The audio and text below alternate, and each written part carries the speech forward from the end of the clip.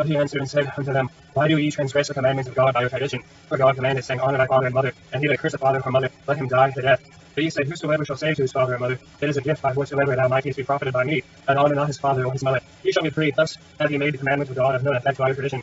Ye hypocrites, well did Esaias prophesy of you, saying, This people draweth nigh unto me with their mouth, and honour me with their lips, but their heart is far from me.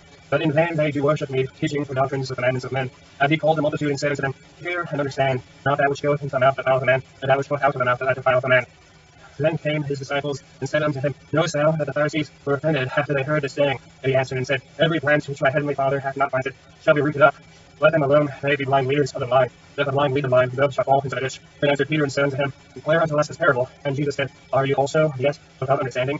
Do not ye yet understand that whatsoever entereth in at the mouth goeth into the belly, and is cast out in the draught? For those things which proceed out of the mouth come forth from the heart, and they defile the man. For out of the heart proceed evil thoughts, murderers, adulterers, fornications, thefts, false witness, blasphemies. These are the things which defile a man, but to eat with unwashed hands defileth not a man.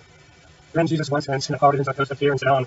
And behold, a woman of Canaan came out of the same coast, and cried unto him, saying, Have mercy on me, O Lord, thou son of David, my daughter is grievously vexed with the devil. But he answered her not a word. And his disciples came and besought him, saying, Send her away, for she crieth after us. But he answered and said, I am not sent but unto the lost sheep of the house of Israel. Then came she and worshipped him, saying, Lord, help me. But he answered and said, It is not meet to take the children's bread, they cast it to dogs. And she said, Truth, Lord, and the dogs eat the crumbs which fall from the master's table. Then Jesus answered and said unto her, O woman, great is thy faith, be it unto thee even as thou wilt. And her daughter was made whole from that very hour. And Jesus departed from thence, and came nigh unto the sea of Galilee, and went up into a mountain, and sat down there.